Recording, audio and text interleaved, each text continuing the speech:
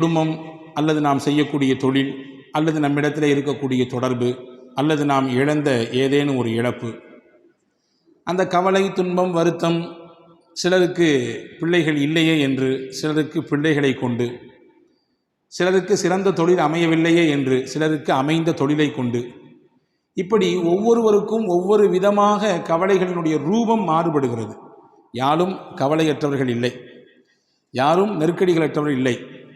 ஏதோ ஒரு சில நெருக்கடிகள் மனிதனை போட்டு நெருக்குகிறது. சில நேரங்களில் அதில் நாம் துவண்டுதான் போகிறோம். ஆனால் உள்ளபடியே ஒரு மூமின் எப்படி இருக்க வேண்டும் என்பதற்கு அருமை நாயகம் ஸல்லல்லாஹு அலைஹி வஸல்லம் அன்னவர்களும் சரி, அல் குர்ஆனும் சரி அழகாக நமக்கு வழிகாட்டுகிறது. எந்த காலகட்டத்திலும் நீங்கள் மனம் தளர்ந்து விடக்கூடாது.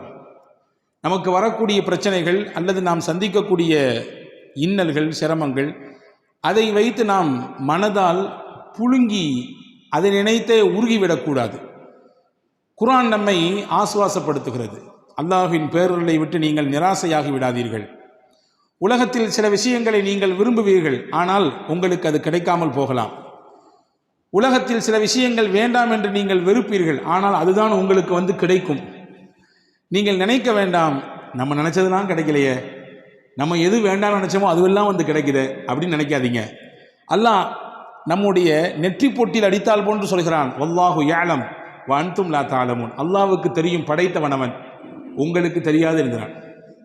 எனவே நீங்கள் விரும்புவது உங்களுக்கு கேடாக விரையும், நீங்கள் வெறுப்பது உங்களுக்கு நன்மையாக கிடைக்கும். எனவே அல்லாஹ்வுக்கு தெரியும், உங்களுக்கு தெரியாது என்று அல்லாஹ் இந்த ஒற்றை வார்த்தையில் தன்னுடைய அற்புதமான வரிகளை முடித்துக் கொள்கிறான். நபிகள் பெருமானார் ஸல்லல்லாஹு அலைஹி வஸல்லம் உடைய வாழ்க்கையிலே இதற்கு எக்கச்சக்கமான உதாரணங்களை நம்மால் பார்க்க முடிகிறது. அன்பு பெருமக்களே, ஹஜ்ரத் சய்யிதுனா தாவூத் அலைஹிஸ்ஸலாம் காலத்தில் நடந்த ஒரு நிகழ்ச்சியை நான் உங்களுக்கு தெரியப்படுத்துகிறேன். தாவூத் அலைஹிஸ்ஸலாம் இடத்திலே ஒரு பெண்மணி வந்தார்கள். வந்த பெண்மணி சொன்னாங்க, ரப்புக வாலிமுன் அம் ஆதிலுன். நபி தாவூத் அவர்களே, நீங்கள் இறைவனின் தூதர், உங்களுடைய ரப்பு அநியாயக்காரனா அல்லது நீதமானா? கேட்குற கேள்வி வித்தியாசமாக இருக்குல்ல. உங்களுடைய ரப்பு அநியாயக்காரனா இல்லது நீதம் செலுத்தக்கூடியவனா? என்னமா கேட்குற கேள்வி? நிச்சயமாக படைத்தவன் நீதத்திற்குரியவனாகத்தான் இருப்பான். எப்படி அவன் அநியாயக்காரனாக மாறுவான்? உன் கதை என்ன? ஏன் இப்படி உன்னை இந்த கேள்வியை கேட்க வைத்தது என்ன விஷயம்னு கேட்டாங்க. அந்த பெண்மணி சொன்னார்கள், நான் ஒரு கணவனை இழந்த பெண். என்னுடைய கணவன் வஃபாத் ஆகிவிட்டார், இறந்து விட்டார். நான் ஒரு விதவை பெண். மட்டுமல்ல, யத்தீமான 3 பெண் பிள்ளைகளுக்கு தாய். நான் 3 பெண் பிள்ளைகள் நான் தான் பராமரிச்சுட்டு இருக்கிறேன். ஏதோ நான் செய்யக்கூடிய உழைப்பு, அதில் கிடைக்கக்கூடிய சொற்ப ஊதியம், அதை வைத்து எங்களுடைய கால்வயிறு அறவயிறு கஞ்சி குடித்து ஏதோ வாழ்க்கை ஓடிக்கொண்டிருக்கிறது. நான் செய்கிற வேலை என்னன்னா, நூலை எல்லாம் திரித்து, ஒரு நம்ம ஊர்களில் பழைய காலங்களில் கிராமங்களில் பார்க்க முடியும், தறி நெய்ப்பாங்க, அதுக்கு முன்னாடி நூல் திரிப்பாங்க. அந்த நூல் திரிப்பதற்கென்று ஒரு பெரிய கம்பி வச்சுருப்பாங்க. அப்படி நூல்கள் எல்லாம் மொத்தமாக அதில் கோர்த்து அதற்கடுத்து தான் கொண்டு நெசவு செய்வதற்கு தறிக்கு ஏற்றுவார்கள். இப்படி நான் நூலை எல்லாம் சரி செய்து திரித்து திரித்து திரித்து திரித்து அந்த பெரிய ஒரு இரும்பு கம்பியிலே நான் மொத்தமாக சேர்த்து வைத்துக் கொள்வேன். திரித்த நூல்களை எல்லாம் கொண்டு போய் கடை வீதியில் போய் அதில் கொஞ்சம் லாபத்தை வைத்து விற்று அதில் வரக்கூடிய காசை வைத்து என்னுடைய வயிற்றையும் என் பிள்ளைகளுடைய வயிற்றையும் கழுகி வருகிறேன். நேற்றைய நாள் நான் நூலை திரித்து எடுத்து பஜாரிலே கொண்டு விற்கலாம் என்று போனால், திடீரென்று எங்கிருந்தோ ஒரு பெரிய கழுகை போன்று உண்டான அமைப்பில் ஒரு பறவை அந்த நூலையும் அந்த மொத்த இரும்பு கம்பியையும் மொத்தமாக தூக்கிவிட்டு போய்விட்டது. என் முதலே போச்சு, என்னுடைய வியாபாரமும் போச்சு, அதற்கான முதலும் போச்சு. நான் இனிமேல் எப்படி வியாபாரம் பண்ணுறது? எங்களுடைய குடும்பத்தை, என்னுடைய அனாதையான பிள்ளைகளை எப்படி நான் அவர்களுக்கு சாப்பாடு கொடுப்பது? பசியோடு பட்டினியோடு நிற்கிறேன். எனவே தான் நான் கேட்டேன், நாங்கள் இப்படி தானே இவ்வளோ கஷ்டப்பட்டு சம்பாதிக்கிறோம், கொஞ்சம் கொஞ்சம் தானே சம்பாதிக்கிறோம், அந்த காவயிறு அறவயிறு சாப்பாடு தானே நாங்கள் போய்கிட்டு இருக்குது, இது கூட உங்கள் இறைவனுக்கு பிடிக்கலையா? அநியாயமா இது? எனவே தான் நான் கேட்டேன் என்று அந்த அம்மா சொல்லிச்சு. அதாவது தாவூத் அலைஹிஸ்ஸலாம் சொன்னாங்க, கொஞ்சம் பொறுமையாக இருமா, எதை செய்தாலும் அல்லாஹ் அதற்கு நியாயம் வைத்திருப்பான். மூமீன்கள் பொதுவாக நமக்கு வலு தரக்கூடிய வசனங்கள் நிறைய இருக்குது குர்ஆனிலே. அதிலே ஒரு விஷயம்தான், ஒரு வசனம்தான், நம்ம எல்லாருக்கும் தெரிந்த ஒரு அத்தியாயம் சூரத்து அலம் நஷ்ரஹ். அந்த அலம் நஷ்ரஹிலே அல்லாஹு தஆலா நீங்கள் கவனித்து பார்த்திருப்பீர்கள், ஒரு விஷயத்தை 2 தடவை மடக்கி மடக்கி சொல்கிறான். பார்த்துருக்கீங்களா? இன்ன மஅல் உஸ்ரி யுஸ்ரன், இன்ன மஅல் உஸ்ரி யுஸ்ரா. ஒரே கருத்து தான், ஒரே வார்த்தை தான், அல்லாஹ் 2 தடவை சொல்கிறான். திருக்குர்ஆனில் 6200 சொச்சம் வசனங்கள் இருக்கிறது. ஒரு சில அறிவிப்புகளிலே கூடுதல் குறைவு. ஆனால் எந்த வசனமும் தேவையற்றது, இது அதிகப்படி, இது இந்த இடத்துல சொல்லாமல் தான் நல்லா இருக்கும் அப்படின்னு எதையும் சொல்ல முடியாது. திருக்குர்ஆனின் ஒவ்வொரு எழுத்தும் ஒவ்வொரு வசனங்களும் அர்த்தம் உள்ளது, வீணானது இல்லை. அப்படி என்றால் ஏன் ஒரு வசனத்தை அல்லாஹ் 2 தடவை சொல்ல வேண்டும்? ஒரே கருத்தை ஏன் 2 தடவை மடக்கி சொல்ல வேண்டும் என்றால், அறிஞர்கள் சொல்கிறார்கள், உங்களுக்கு அல்லாஹ் ஒரு கஷ்டம் கொடுத்தால் 2 சந்தோஷம் தருவான். உங்களுக்கு ஒரு நெருக்கடி வந்தால் 2 மகிழ்ச்சி வரப்போகிறது. உங்களுக்கு ஒரு இழப்பு என்றால் 2 சந்தோஷம், 2 வரவு வரப்போகிறது. இதுதான் உண்மை. இதற்காக வேண்டிதான் அல்லாஹ் 2 தடவை சொல்கிறான். இப்போ சொன்னாங்க தாவூத் அலைஹிஸ்ஸலாம், கொஞ்சம் பொறுமையாரி, நீ வார்த்தையை விட்டுறாத. சில சமயங்களில் கோபத்தில் அல்லது ஏதாவது ஒரு பதட்டத்தில் வார்த்தையை விட்டு விடுகிறோம், விட்டு அதற்கு பின்னால் யோசிக்கிறோம், தவிக்கிறோம், ஆஹா அப்படி சொல்லிட்டு கூடாதே என்று நினைக்கிறோம். தாவூத் அலைஹிஸ்ஸலாம் கொஞ்சம் பொறுமையாரிமா, கொஞ்சம் உட்காருமான்னாங்க. ஒரு ஓரத்தில் உட்கார்ந்தாங்க அந்த அம்மா. கொஞ்ச நேரத்தில் திடீரென்று ஒரு 10 வியாபாரிகள் வந்தார்கள். வந்தவர்கள் தாவூத் அலைஹிஸ்ஸலாம் இடத்திலே வந்து, நாங்கள்லாம் கடல் வணிபம் செய்யக்கூடியவர்கள், கடலில் போய் முதல்ல போட்டு எடுத்து வந்து சரக்கு எடுத்து வந்து ஊரில் விற்பனை செய்யக்கூடியவங்க. அப்படி நாங்கள் வியாபார சரக்குகளை எல்லாம் வாங்கிட்டு ஒரு சின்ன படகிலே நாங்கள் ஏறி வந்து கொண்டிருந்தோம். வந்து கொண்டிருக்கக்கூடிய சமயத்திலே கடுமையான காற்று, கடுமையான அனல் பறக்கக்கூடிய சூறாவளி காற்று. அந்த சூறாவளி காற்றிலே நாங்கள் வந்து அந்த சின்ன படகு அங்கிட்டும் இங்கிட்டும் சாய்கிறது. எங்களுக்கு பயம், நாங்களும் மொத்தமாக மூழ்கி போவோமோ அல்லது நாங்கள் கொண்டு வந்த மொத்த சரக்கும் வீணாய் போய்விடுமோ. சரி, சரக்கு போனாலும் பரவாயில்ல, உயிர் காப்பாற்றப்படணுமே. சரக்கு போனாலும் அடுத்து சம்பாதிச்சுக்கலாம், எங்க உயிர் போச்சுன்னா. உடனே நாங்கள் 10 பேரும் சேர்ந்து அல்லாஹ்விடத்திலே ஒரு நியத் செய்தோம். நதிர் என்று சொல்வார்கள் அரபியிலே. இதற்கு தமிழிலே புரிவதாக சொன்னால் நேரிச்சை. அல்லாஹ்விற்காகவே நாங்கள் நேரிச்சை செய்தோம். என்ன நேரிச்சை செய்தோம்?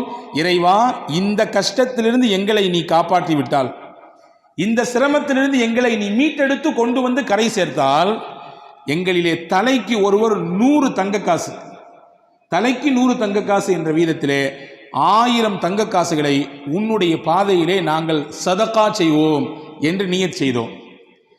நியத் செய்து அல்லாஹ்விடத்திலே துவா செய்தோம். ஒன்றை நீங்கள் ஆழமாக எப்பொழுதுமே உள்வாங்கிக் கொள்ள வேண்டும். நம் மனதிலே எப்பொழுதும் இந்த வார்த்தை இருக்க வேண்டும். நாம் கேட்கிற எந்த துவாவும் வீணாகாது. வாழ்க்கையில் எந்த துவாவும் வீணாகாது. கிடைப்பதற்கு முன்பின் ஆகலாம். கிடைப்பதற்கு இந்த மாதம் கேட்டது அடுத்த மாதம், அல்லது இன்னும் 4 மாதம் கழிச்சு, அல்லது 1 வருஷம், அல்லது 4 வருஷம் கிடைக்கும். வீணாகாது, துவா வீணாகாது. நிச்சயமாக அல்லாஹ் அந்த துவாவிற்கு பதில் தருவான். ஏதோ ஒரு ரூபத்தில் தருவான். ஒன்று கேட்டதை கொடுப்பான், இல்லை என்றால் அந்த துவாவின் மூலமாக நமக்கு வர இருக்கிற ஆபத்தை பாதுகாப்பான். சொல்லி கேட்டிருக்கோமா இல்லையா? நிமிஷத்தில் என் தலையே போயிருக்கும். நிமிஷத்தில் அந்த ஆக்சிடென்ட்ல நான் விழுந்திருப்பேன். 1 செகண்ட் தான், எப்படியோ தப்பிச்சேன். அது யாரோ செய்த துவா அல்லது நாம் வாழ்க்கையிலே முன்னால் செய்த துவா. துவா வீணாகாது. இந்த 10 பேரும் துவா செய்கிறார்கள், யா அல்லாஹ் எங்களை காப்பாற்றி விட்டால் நிச்சயமாக நாங்கள் தலைக்கு 100 திர்ஹம், 100 தங்க காசு என்ற வீதத்திலே 1000 தங்க காசுகளை உன்னுடைய பாதையிலே நாங்கள் சதகா செய்வோம். நீயத் செஞ்சிட்டா, நேர்ச்சி செஞ்சிட்டா செஞ்சிடணும், அதிலே மாற்றம் இல்லை. கிடைச்ச பின்னாடி கொஞ்சம் கம்மியாக கொடுக்கறது, அல்லது கொஞ்சம் தாமதிக்கிறது, அல்லது அது தவணையில் போடுறது, இதுவெல்லாம் தப்பு. நேர்ச்சை என்று செய்துவிட்டால் உடனடியாக அதை நிறைவேற்றிவிட வேண்டும். இது மார்க்கம் சொல்லக்கூடிய ஒரு சட்டம். இப்படி துவா செய்துவிட்டு கொஞ்ச நேரத்தில் பார்த்தோம், எங்கிருந்தோ ஒரு பெரிய பறவை வந்தது. அந்த பறவையினுடைய அழகிலே ஒரு பெரிய இரும்பு கம்பி வைத்திருந்தது. அந்த கம்பி நிறைய நூட்கள் சுற்றப்பட்டிருந்தது. கரெக்டாக நாங்கள் இருந்த அந்த கப்பலில், அந்த சின்ன படகிலே கொண்டு அது போட்டுவிட்டு போயிடுச்சு. எங்களுக்கு கிடைச்சது பெரிய பாக்கியமாக இருந்துச்சு. ஏன்னா நாங்கள் பயணித்தது ஒரு சின்ன படகு.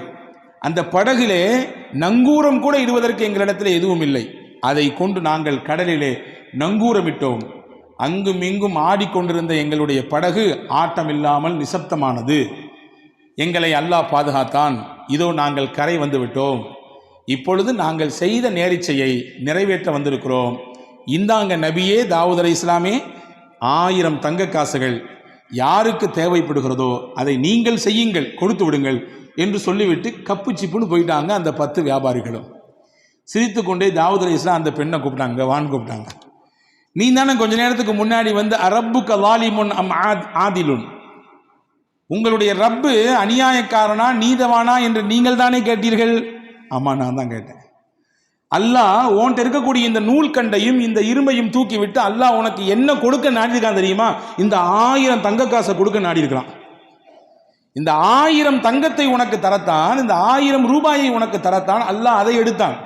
இந்த வச்சுக்கோ, இதுக்கு தகுதியான ஆள் நீதான், நீதே இதை பயன்படுத்து, உன் பிள்ளைகளுக்கு கொண்டு போய் இதை கொடு, உணவு வாங்கி கொடு, உங்களுடைய வாழ்க்கைக்கு தேவையானதை இதை வைத்து பயன்படுத்திக் கொள் என்று தாவூத் அலைஹிஸ்ஸலாம் அந்த பெண்ணிடத்திலே சொல்லி அனுப்பியதாக ஒரு வரலாற்று செய்தி இருக்கிறது. அன்பு சகோதரர்களே, எந்த காலகட்டத்திலும் இதுதான் மூமியின் நம்பிக்கை. எந்த ஒரு நெருக்கடியான நிலை வந்த பொழுதிலும் கூட நாம் மனம் தளர்ந்து விடக்கூடாது. உறுதியான எண்ணத்தோடு அல்லாஹ் இருக்கிறான் என்ற நினைப்போடு நாம் பயணிக்க வேண்டும் என்பதை தான் இஸ்லாம் அழகாக நமக்கு கற்றுத்தருகிறது. ரசூலுல்லாஹி ஸல்லல்லாஹு அலைஹி வஸல்லம் சொல்வார்கள், அஜபன் லி அம்ரில் மூமின், ஒரு மூமினுடைய விஷயம் எல்லாமே ஆச்சரியமாக இருக்கிறது. இன்ன அம்ரஹு குல்லஹு கைருன், அவர் செய்கிற எல்லா விஷயமே அவருக்கு நலமாகத்தான் வந்து விடுகிறது. வலைஸ தாலிக இல்லா லிமூமின், மூமினுக்குத்தான் அல்லாஹ் இப்படியான ஒரு பாக்கியத்தை தந்திருக்கிறான். என்ன? இன் அசாபத்துஹு சர்ராஉ ஃபஷக்கர ஃபகான கைரன் லா, அந்த மனிதனுக்கு ஏதாவது ஒரு சந்தோஷமான நிகழ்ச்சி நடந்தால், மகிழ்ச்சிகரமான செய்தி நடந்தால் அல்லாஹ் அவருக்கு சுக்ரியா செய்கிறார், நன்றி செலுத்துகிறார். யா அல்லாஹ், நான் நினைத்ததை போன்று என்னுடைய வியாபாரம் போய்கொண்டிருக்கிறது, லாபகரமான நிலை, நல்ல ஒரு முன்னேற்றம், நான் நினைத்தது போன்று உண்டான குடும்ப அமைப்பு, நான் நினைத்ததை போன்று உண்டான என்னுடைய பிள்ளைகளுடைய எதிர்கால திட்டமிடுதல் எல்லாம் சிறப்பாக போயிட்டு இருக்கு. யா அல்லாஹ், உனக்கே எல்லா புகழும், நன்றி. அல்லாஹ்வின் தூதர் சொன்னார்கள், ஃபகான கைரன் லா, அவருக்கு சந்தோஷம், உடனே நன்றி செலுத்தினார், அல்லாஹ் அவருக்கு அதை நன்மையாக மாற்றுகிறான். வைன் அஸாபத்துஹு லர்ரா, அவருக்கு ஏதாவது ஒரு தீங்கு ஏற்பட்டு விட்டால், கவலை ஏற்பட்டு விட்டால், மனதால் ஏதாவது துவண்டு விடக்கூடிய விஷயங்கள் நடந்து விட்டால், ஃபஸபர, அதிலே பொறுமையாக இருக்கிறார், எல்லாம் அல்லாஹ்வுடைய நாட்டம் என்று பொறுமை காக்கிறார். ஃபகான கைரன் லா, அந்த பொறுமை காக்கக்கூடிய விஷயமும் அவருக்கு நன்மையாக மாறுகிறது என்று நபிகள் பெருமானார் ஸல்லல்லாஹு அலைஹி வஸல்லம் அவர்கள் சொல்லித்தரக்கூடிய விஷயத்தை நாம் பார்க்கிறோம். எனவே அன்பர்களே, இன்னைக்கு கவலையினுடைய உச்சகட்டத்திலே மனிதர்கள் வாழ்வதை பார்க்கிறோம். WHO என்று சொல்லக்கூடிய வேர்ல்டு ஹெல்த் ஆர்கனைசேஷன் அது சொல்லுகிறது, உலகத்தில் எது பெரிய நோய், பெரிய நோயாக எது இருக்கிறது, இதய சம்பந்தப்பட்ட நோயா அல்லது புற்றுநோயா அல்லது வேற ஏதாவது ஸ்ட்ரோக் மாதிரி உண்டான விஷயமா? கிடையாது. ஸ்ட்ரெஸ் தான் பெரிய நோய், கவலை தான் பெரிய நோய். கவலை தான் எல்லா நோய்களுக்கும் மூலதனம் என்று சொல்லுகிறது. சிறுவர்களிலிருந்து பெரியவர்கள் வரை கவலையினால் பாதிக்கப்படுவதை பார்க்கிறோம். அப்படிப்பட்ட கவலையில் இருக்கக்கூடியவர்களுக்கு மாநபி ஸல்லல்லாஹு அலைஹி வஸல்லம் எந்த மாதிரியான போதனைகளை தந்திருக்கிறார்கள் என்பதை நாம் கவனிக்க வேண்டும். எனவே கவலை ஒரு மனிதனுக்கு உச்சகட்டமாக கூட கூட நல்ல நிலையில் இருப்பவரும் கூட சில நேரங்களிலே கொஞ்சம் தடுமாறி விடுகிறார் இல்லையா? பெரும் பெரும் பிரபலங்கள், பெரிய பெரிய துறை சார்ந்த வல்லுநர்கள், பெரிய பட்டதாரிகள், அவர்கள் கூட கடைசியிலே தனக்கு ஏற்படக்கூடிய இறுக்கத்தினாலே தன் வாழ்க்கையே முடிக்கக்கூடிய எல்லைக்கு போய் நிற்கிறார்கள். ஆனால் மார்க்கம் அதற்கு ஒருபொழுதும் அனுபவிக்கவே இல்லை. அல்லாஹ் அல் குர்ஆனிலே அழகாக சொன்னான். இந்த வசனங்கள் எல்லாம் நம்முடைய உள்ளத்திலே எழுதி வைக்கப்பட வேண்டிய வசனங்கள். வலனபுலுவன்னகும் பிஷைஇம் மினல் ஹௌஃப் வல்ஜூஇ வனக்ஸிம் மினல் அம்வால் வல்அன்ஃபுஸி வஸ்ஸமராத், உங்களை நாம் சோதிப்போம். எப்படி எல்லாம் சோதிப்போம்? மினல் ஹௌஃப், பயத்தை தருவோம், வல்ஜூ, பசியை கொடுப்போம், வனக்ஸிம் மினல் அம்வால், உங்களுடைய பொருளாதாரத்தில் இழப்பை ஏற்படுத்துவோம், வல் அன்ஃபுஸ், உங்களோடே சுத்தி வந்தவர்கள், உங்கள் உறவுக்காரர்கள், உங்களுடைய நண்பர்கள், உங்களுக்கு அறிமுகமானவர்கள், சொல்லப்போனால் உங்களுடைய ரைட் ஹேண்ட்னு சொல்ற அளவுக்கு, உங்களுடைய வலதுகை என்று சொல்லும் அளவிற்கு இருப்பவர்கள் பொசுக்குன்னு இறந்துடுவாங்க, திடீர்னு இறந்து போயிடுவாங்க. இதுவெல்லாம் சோதனையின் ரூபங்கள். சொல்லிட்டு அல்லாஹ் சொல்றான், ஃபபஷ்ஷிரி ஸாபிரீன், யார் இதிலெல்லாம் அல்லாஹ் நம்மோடு இருக்கிறான் என்று பொறுமையோடு இருக்கிறார்களோ அவர்களுக்கு சுபசோபனம் சொல்லுங்கள் நபியே என்று அல்லாஹ் அல் குர்ஆனிலே நபிகள் பெருமானா ஸல்லல்லாஹு அலைஹி வஸல்லம் மூலமாக நமக்கு சொல்லித் தருகிறான். அன்பு சகோதரர்களே, இதுதான் நமக்கான ஒரு உற்சாக பானம். அதில் சையதத்துனா உம்மு சுலைம் ரலியல்லாஹு தஆலா அன்ஹா, சையதுனா அபூ தல்ஹா ரலியல்லாஹு தஆலா அன்ஹு, ரெண்டு சஹாபா, ஒரு சஹாபி ஒரு சஹாபிய பெண்மணி. அபூ தல்ஹா கணவர், உம்மு சுலைம் மனைவி, பேர் பெற்ற பெண்மணி. இவரும் சாதாரணப்பட்ட சஹாபி அல்ல, வரலாற்று சிறப்புக்க புகழ்பெற்ற சஹாபி. இவர் ரெண்டு பேருமே நல்ல ஒரு முன்மாதிரியான தம்பதிகள். இவர்களுக்கு அல்லாஹ் ஒரு குழந்தையை கொடுத்தான். குழந்தை பிறந்து வளர்ந்து கொண்டிருக்கிறது. அபூ தல்ஹா வெளிநாடுகளுக்கு வியாபாரம் செல்லக்கூடியவர். அப்படி ஒரு நாள் வியாபாரத்துக்கு வெளிநாட்டுக்கு போனார். போயிருக்கக்கூடிய அந்த கேப்பில் பிறந்த குழந்தை வளர்ந்துட்டு இருக்கக்கூடிய காலகட்டத்தில் திடீர்னு அந்த பிள்ளைக்கு ஏதோ ஒன்று செஞ்சுது. அந்த குழந்தை இறந்து போச்சு. வியாபாரம்லாம் முடிச்சுட்டு திரும்பி ஊருக்கு வர்றாரு. ஊருக்கு வந்த உடனே தன்னுடைய மனைவி இடத்திலே வர்றாரு. கணவன் நீண்ட நாள் கழித்து வந்திருக்கிறார், வியாபாரம் முடித்து வந்திருக்கிறார். எடுத்த உடனே அவர்கிட்ட சோக செய்தியை சொல்லி அவருடைய அந்த மைண்டை அப்செட் பண்ண வேண்டாம் என்று நினைத்த உம்மு சுலைம் ரலியல்லாஹு தஆலா அன்ஹா கணவனுக்கு சிறப்பான முறையிலே உணவு ஏற்பாடு செய்து விருந்தோம்பல் செய்தார். செய்து முடித்துவிட்டு அன்றைய பொழுது தன்னை முழுவதுமாக சிறப்பாக அலங்கரித்து கொண்டு அன்றைய தினம் தன்னுடைய கணவனோடு இல்லறத்திலே இணைந்தார்.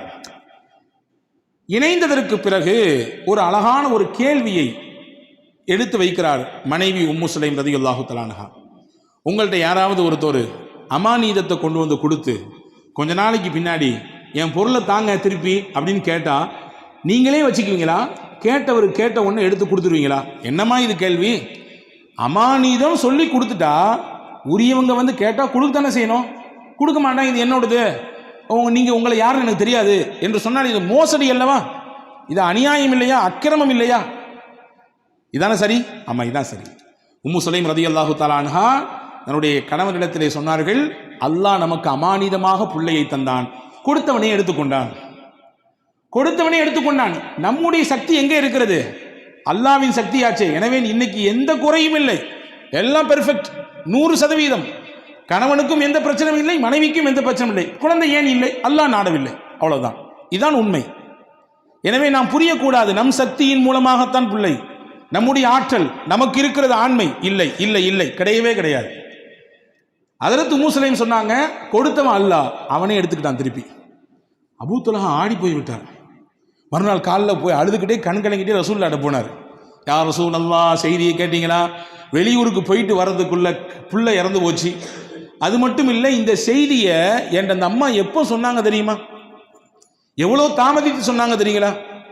எனக்கு வருத்தம் தானே இது என்று ஹஜ்ரத் அபூ தல்ஹா ரலியல்லாஹு அன்ஹு ரசூலுல்லாஹ்விடத்திலே சொன்ன பொழுது ரசூலுல்லாஹ் அழகாக ஒரு துஆ செய்தார்கள். பாருங்கள், நபியினுடைய துஆவுக்குரிய சக்தியை பாருங்கள். அல்லாஹ் நமக்கு எடுத்த விஷயத்திலே நாம் கொஞ்சம் பொறுமையாக இருந்தால் தரக்கூடிய பிரதிபலன் நம்மை ஆச்சரியப்படுத்தும், நம்மை அப்படி மெய்சிலிர்க்க வைக்கும். ரசூலுல்லாஹ் அழகா ஒரு துஆ செஞ்சாங்க. பாரக்கல்லாஹு ஃபீ காபிரி லைலத்திகுமா, அல்லாஹ் நீங்கள் நேற்று இரவிலே இணைந்தீர்களே அந்த இணைப்பிலே அல்லாஹ் பரக்கத் செய்வானாக. நீங்கள் இரவு நேற்று நீங்கள் கணவன் மனைவி இணைந்தீர்கள், அந்த இணைப்பில் அல்லாஹ் பரக்கத் செய்வானாக. அல்லாஹ் பரக்கத் செய்தான். அழகான ஒரு குழந்தை பிறந்தது. அந்த குழந்தைக்கு ஹஜ்ரத் ரசூலுல்லாஹ் தான் பேர் வச்சாங்க, அப்துல்லான்னு. வரலாற்று எழுதுகிறார்கள், அந்த அப்துல்லாவுக்கு பிறந்த எல்லா பிள்ளைகளுமே சீதேவியாக வாழ்ந்தாங்க. பெரிய கல்வியாளராக, குர்ஆனிலே மிகப்பெரிய தேர்ச்சி பெற்றவர்களாக, ஞானவான்களாக, மிகப்பெரிய செல்வாக்கு மிக்கவர்களாக அவர்கள் வாழ்ந்தார்கள் என்பதாக வரலாற்று குறிப்புகள் இருக்கிறது. அப்போ அல்லாஹ் ஒரு விஷயத்தை எடுக்கிறான்னா நம்ம கலங்கக்கூடாது, நம்பிக்கை இழந்துடக்கூடாதுங்கிறத ரப்புல் ஆலமீன் அல்லாஹு தாலா எவ்வளவு அழகாக நமக்கு எடுத்து வைக்கிறான்.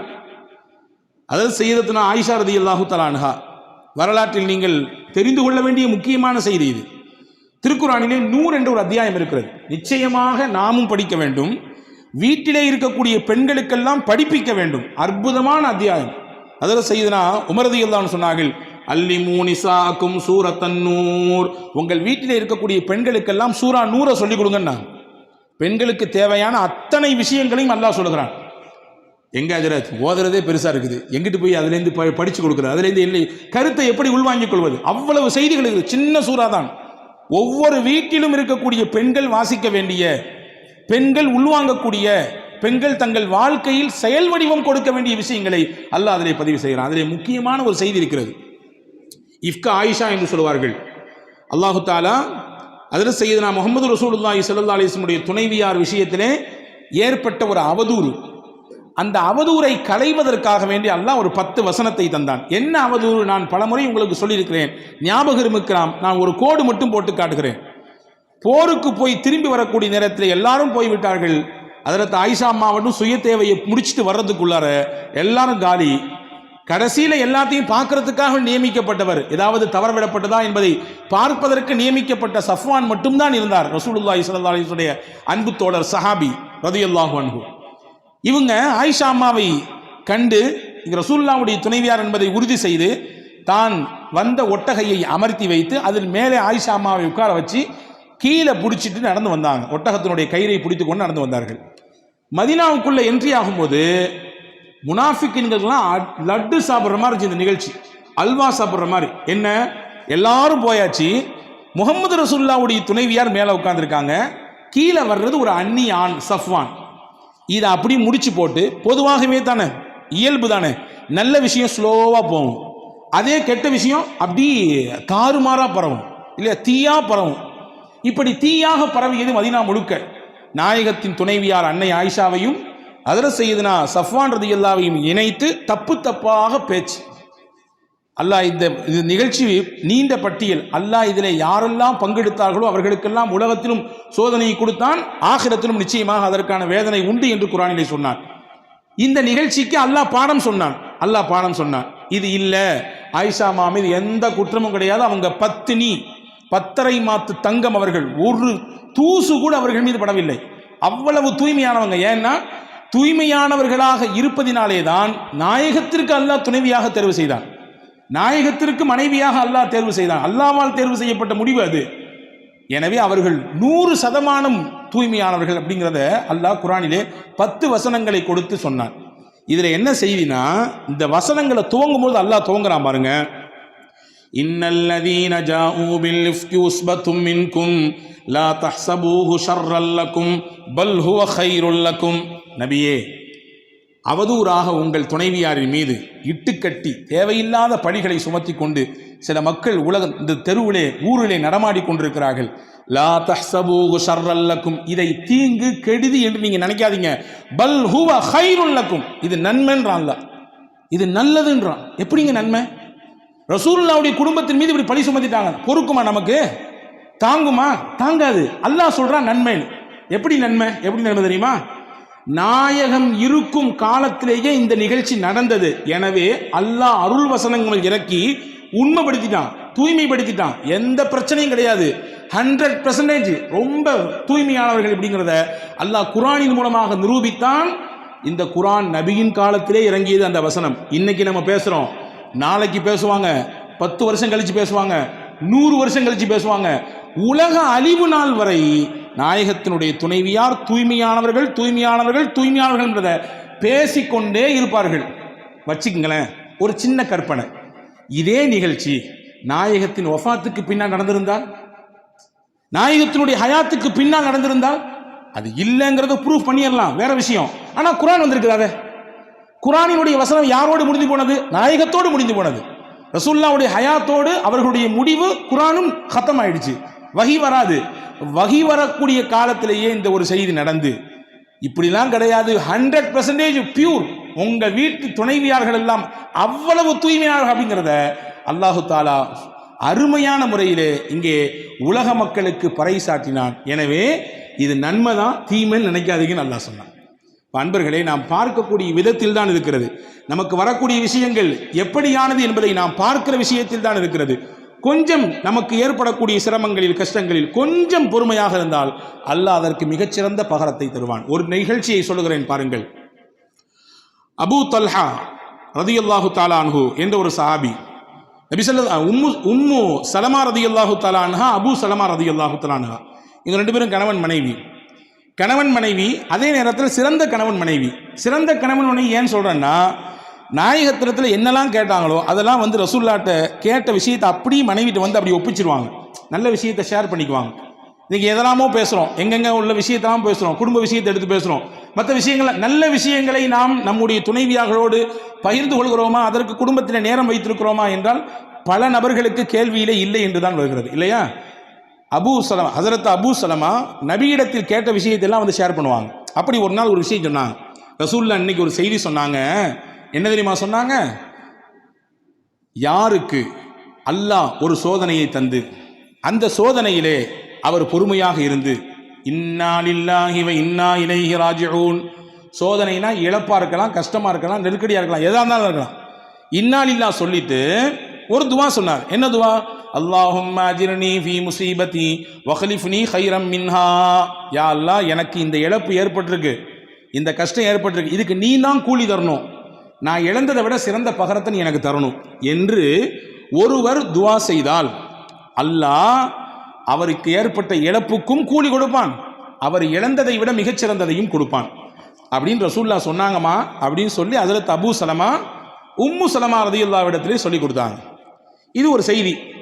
கொஞ்ச நாள் கழிஞ்சது, உஹது யுத்தத்துக்கு போனாங்க அபூ சலமா. அவருக்கு ஒரு சின்ன காயம் பட்டுச்சு, திரும்பி வந்தாங்க, அந்த காயமே பெருசாகி கடைசியில் அதுவே மூத்துல போய் விட்டுடுச்சு, இறந்துட்டாங்க. அப்படி ஒரு அந்யுன்யம். அவர்களின் வரலாற்றை நீங்கள் வாசித்தால் கண்ணீர் தொட்டு தான் பக்கங்களை திருப்ப வேண்டும். ஒரு குடும்பமே சேர்ந்து இந்த மார்க்கத்திற்காக தியாகம் செய்த ஒப்பற்ற குடும்பத்திற்கு சொந்தக்காரர்கள், கணவன் மனைவி சின்ன பிள்ளை, அவ்வளவு சிறப்பான ஒரு வரலாற்றுக்கு சொந்தக்கார பெண்மணி. கணவன் இறந்துட்டாங்க, தன்னந்தனியா மதீனா நிற்கிறாங்க, குடும்பம் கிடையாது, உறவு கிடையாது, யாரும் இல்லை.